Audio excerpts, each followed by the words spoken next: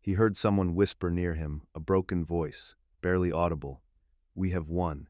There was no answer, just the quiet hum of flies gathering where the songs had once been.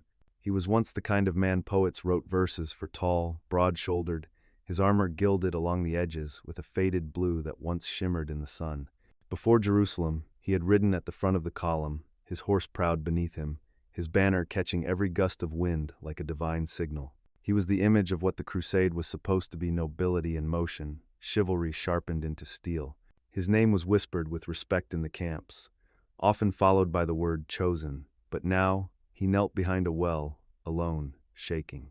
No one had seen him enter the courtyard.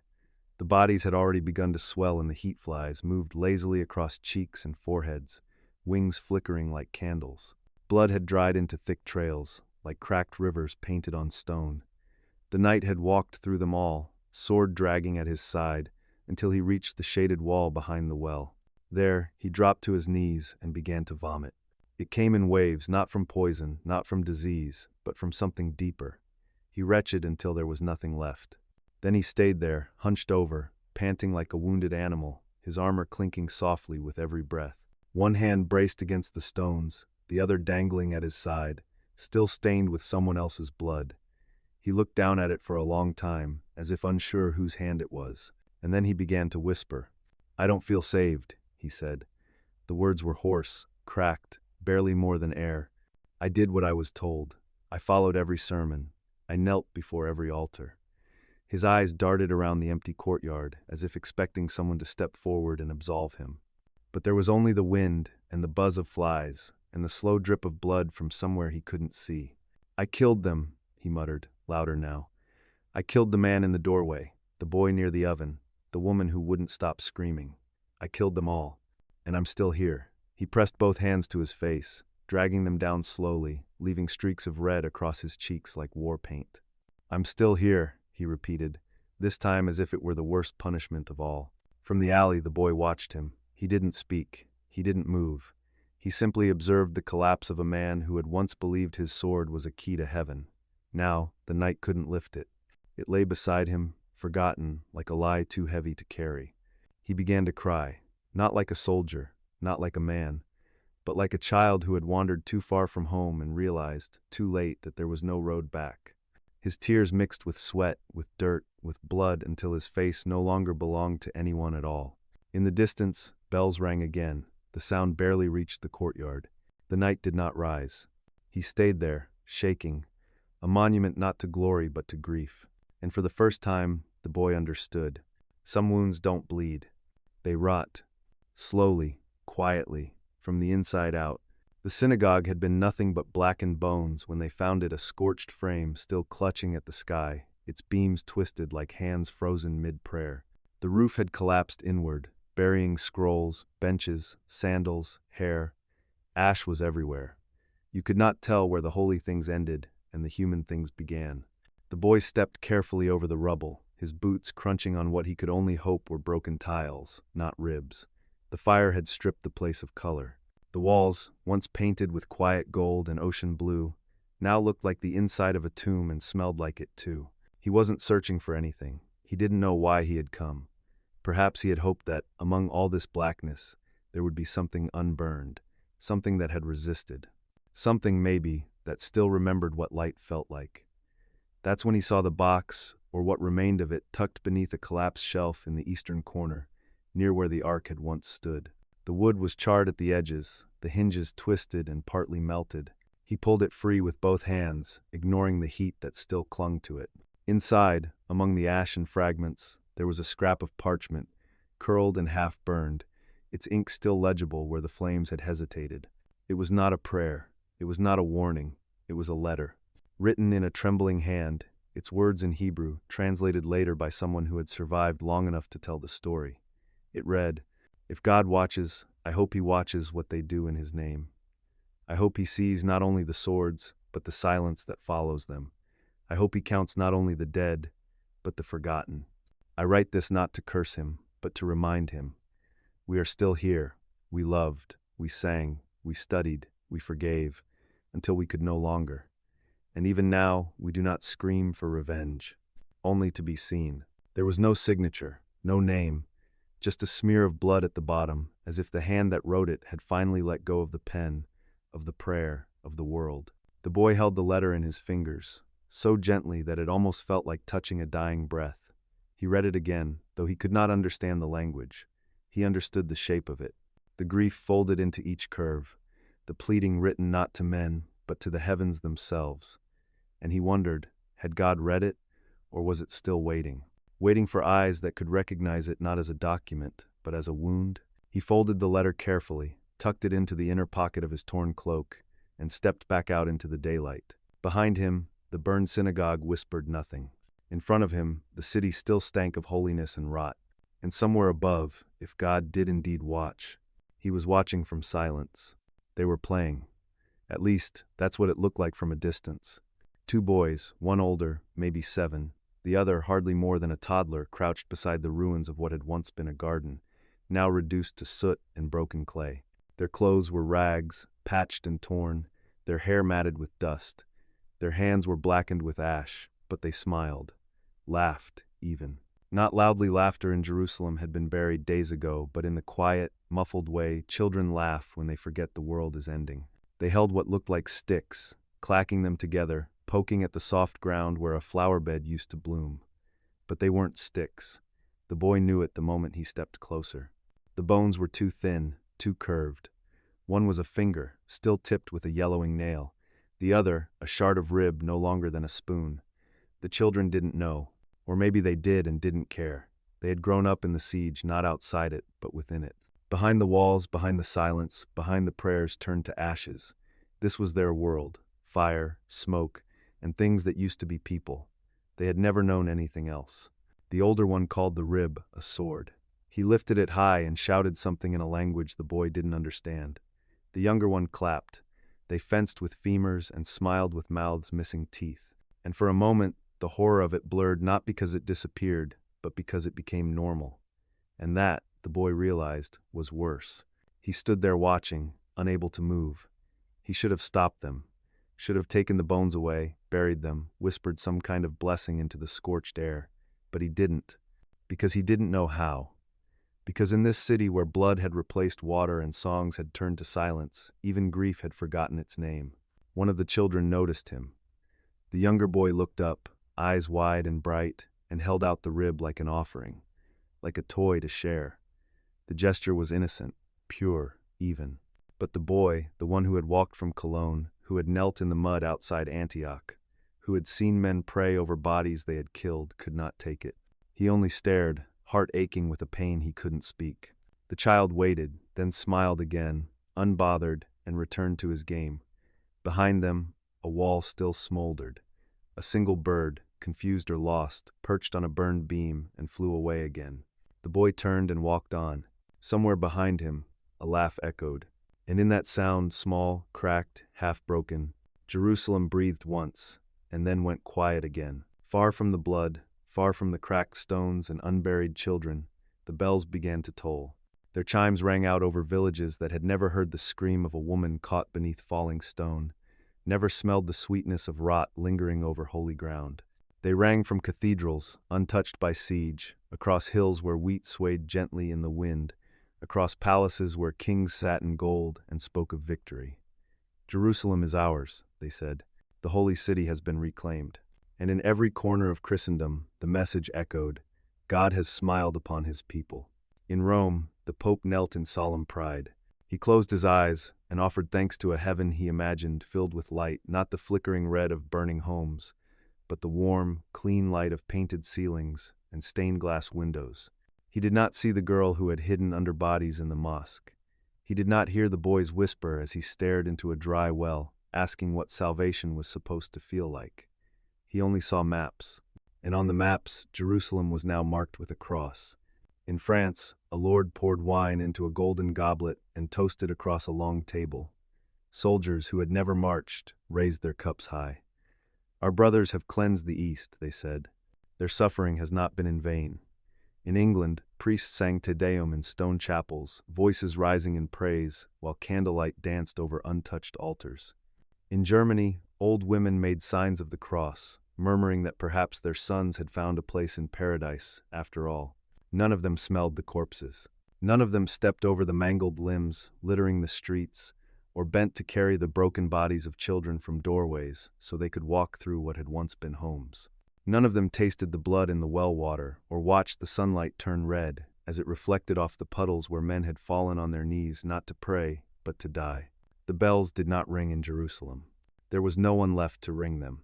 The boy stood beneath a crumbled arch, listening to nothing. The silence of the city had become a sound in itself heavier than the chimes now pealing across Europe, more honest than the songs sung in the cathedrals. He wondered what the bells sounded like to the ones who had survived. He wondered if they believed the music, if they believed it could wash the blood from their hands, or if they simply needed the noise to drown out what they had seen. In the distance, from the highest tower still standing, a cross had been hoisted, tattered, stained, fluttering weakly in the breeze. A soldier pointed at it and smiled. "Victory," he said. The boy looked away. He had walked too far to believe in symbols now. He had heard too many bells to think they still meant joy. And as the sound carried on pure, golden, triumphant, Jerusalem sat silent beneath it, its wounds fresh, its dead watching with closed eyes, and its God nowhere to be found. She had not moved for hours. Her breath had long since quieted to a rhythm so faint that even death might have overlooked her. Her body lay stiff beneath the weight of others, limbs draped over her like twisted blankets, warm at first, then cold. The blood had dried against her cheek, sealing her skin to the floor. One of the bodies on top of her had an open eye, glassy, staring upward at a ceiling now cracked and blackened. She didn't dare blink. The mosque had gone quiet, except for the occasional footsteps, slow, searching, heavy. She could hear them moving above the fallen, kicking through the wreckage, lifting the dead just enough to see if any were still pretending. Once, a hand touched her arm. She didn't flinch. She prayed not to be felt, not to be chosen. Then a pause. The hand lingered, hovering, uncertain. She could smell the man, the sweat, the leather, the iron. He was breathing hard, as if even he didn't know what he was doing anymore. She waited for the steel, for the sharp end, but it never came. Instead, she heard his footsteps retreat, slow and uneven, until they were gone. She didn't move until dusk bled through the broken dome and touched the bodies with a soft gold. She emerged, not like a survivor, but like a shadow rising from another.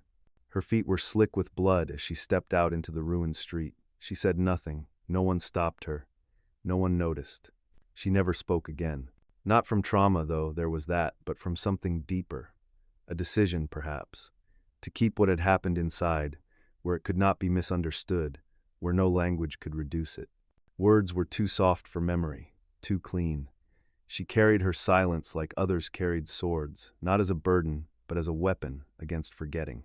Years passed. She grew tall, slender, strong. People said she was strange, and they were right. She never married, never begged, never sang. But she drew. Always at night, in charcoal and ink, and once, in the dust on a windowsill. She drew the face she remembered. Not the face of her father, not her brother, not the priest who blessed the killers. But his face, the one who touched her arm, the one who had seen her and walked away. She could not explain why. She didn't want to. But the face returned, again and again, under her fingers. Not cruel, not kind, just human, just broken. In every drawing his eyes were different, sometimes afraid, sometimes hollow, sometimes wet with something she couldn't name. She kept the sketches folded beneath a loose floorboard in her room. And every time she drew him, her hands shook just a little less. She never knew his name. She never told the world what she had seen. But in the quiet, when the wind passed through the empty courtyards of a rebuilt Jerusalem, and the minarets whispered to a sky still deciding whether it could forgive, a woman stood alone, and remembered everything. They had whispered his name in every language they knew. Latin, Arabic, Hebrew, Greek. Some sang it. Others carved it into wood, into stone, into their skin. The desperate wrote it on flags, carried it into battle, screamed it through locked doors. They prayed as they marched, prayed as they slaughtered, prayed as they died. In the days before Jerusalem fell, the faithful asked for mercy. After it fell, they asked for meaning. But all they received was smoke and silence. The boy had stopped praying somewhere between Antioch and the hills beyond. Not out of defiance, there was no anger left in him, only fatigue. the kind of quiet that seeps into bone and makes every thought feel heavier than a sword. He had once thought of God as a light that walked beside him, silent but constant, a shadow that watched, even if it didn't speak. But in Jerusalem, there had been too much fire, too many faces twisted in pain, too many voices crying out only to disappear. He remembered a woman clutching a crucifix as flames climbed the walls around her, her mouth wide with a prayer that turned to ash before it reached the sky. He remembered a man in armor slicing through an unarmed elder, whispering, "Deus vult," as though the words might soften the blade. He remembered children, too many children curled in corners, waiting for someone to answer a prayer they hadn't yet learned how to form. They all called for him, they all waited, but he never came. No thunder split the heavens. No angel descended to pull trembling hands from the dirt. The wind did not carry comfort, only the stench of death, only the dust of broken homes and trampled scriptures, only the sound of feet walking away, over bodies not yet cold. Some of the priests still insisted. They said Jerusalem's fall was proof of divine will, that the city had been purified, that God had answered, just not in ways men could understand. But the boy knew better. He had seen the eyes of the dying. He had seen the faces of those who did the killing. There was no holiness in them, only hunger, only fear, only the brittle edge of survival. He sat one morning beneath the shadow of the eastern wall, watching sunlight spill over blood-stained stone. A sparrow fluttered down and perched on a corpse. It pecked once, then flew away. That was the only blessing he witnessed that day. They had asked for his blessing. They had begged for miracles. They had built towers and temples and altars. But what they found was an empty sky and burning earth. Years passed, then decades, then centuries. And like all things men cannot bear to face directly, the horror softened in the telling. The first crusade, that long trail of blood and fever and splintered belief, was gathered into scrolls and sermons, carved into the stone of cathedrals, woven into the flags of empires. It was given a name, successful. It was given a purpose, holy. And it was given to memory, but only the kind of memory that flatters the victor and silences the scream. Chroniclers wrote of divine triumph, of a city reclaimed, of Europe rising to defend Christendom. They wrote in elegant Latin, their words as polished as the chalices they drank from. They did not write about the boy who walked barefoot through ash, or the girl who stayed silent for the rest of her life. They did not mention the synagogue that burned with an old man still inside, singing verses that no one would record. They did not describe the hand that reached out from the rubble and was crushed beneath a soldier's boot. These details did not make it into the archives. They were not the kind of facts that endured. Instead, they wrote of glory. They said the blood that ran through Jerusalem's streets was sacred, that the screams were songs, that the city, in its ruin, had been made pure again. They sketched maps where the land glowed beneath a cross, forgetting the smoke still rising above it. They told tales in courts and monasteries, in candlelit halls where wine flowed and no one was starving. They told stories to children not to warn them, but to inspire them. And so the myth grew. It stretched across generations like a tapestry, stitched with half-truths and holy lies. In it, there were no butchered infants, no burnt flesh clinging to mosque walls, no knights vomiting behind wells, unable to understand what they'd become. Only banners waving, saints smiling, and the tomb of Christ shining like gold in the dust. But the ones who told the stories weren't there. They didn't hear a mother's voice go quiet mid-prayer. They didn't bury a friend with their bare hands because no priest was left to speak the rites. They didn't wake up in the middle of the night, years later, with blood still under their fingernails, blood they could no longer remember spilling. History called it holy. But history did not hold the dying child. It did not carry the silence that came after. It did not return to Jerusalem. It only remembered the victory, not the cost. He wrote it late at night, by the light of a single candle that hissed and sputtered with every passing draft. The monastery was silent, not the peaceful kind of silence found in prayer, but the hollow, echoing quiet of a place where truth had long stopped knocking. The parchment was rough, the ink nearly gone. He dipped his quill carefully, as if each word weighed more than his hand could carry. He had waited years to write it, waited for the hymns to fade, waited for the bells to stop ringing, waited for the voices of the victors to grow tired of telling their stories. Only then, in that fragile breath between memory and forgetting, did he finally begin. He had been there, not at the front, not with the lords or the banners, but among the low, the barefoot, the blood-soaked, the ones who held their crosses like shields and their guilt like armor. He had walked beside men who whispered psalms while looting corpses, who knelt in prayer with the smell of burning still on their robes. He had seen women cradle their dead with the same hands they once used to gather bread. He had watched the light of Jerusalem flicker, not with salvation, but with flame. And so he wrote, "They say we reached the holy city, that we tore open the gates and reclaimed what was ours, that we bathed in victory and washed the sins of Europe in the blood of the East. But when I stood among the rubble, beneath a sky darkened not by night but by smoke, I could not find the divine. I saw crosses, yes, painted on walls, carved into flesh, hoisted high with trembling hands, but I did not see heaven." He paused, hand hovering above the parchment. Then, in letters smaller than the rest, as if ashamed or afraid they might be read, he added, "Perhaps we reached Jerusalem, but I think we lost heaven on the way." He signed nothing, sealed nothing, just folded the page and slipped it between the boards beneath the floor, hidden, but not buried, because some truths are not for the living. They are for the ones who come after, the ones still willing to listen when all songs have ended. Outside, the wind scraped against the stone walls like fingers asking to be let in. Somewhere in the distance, a dog howled not in hunger, not in rage, but in loneliness. The monk bowed his head, not in reverence, but in grief. A quiet kind of grief, the kind that no longer asks for comfort. He blew out the candle, and in the darkness, the truth remained, small, fragile, and whispering still.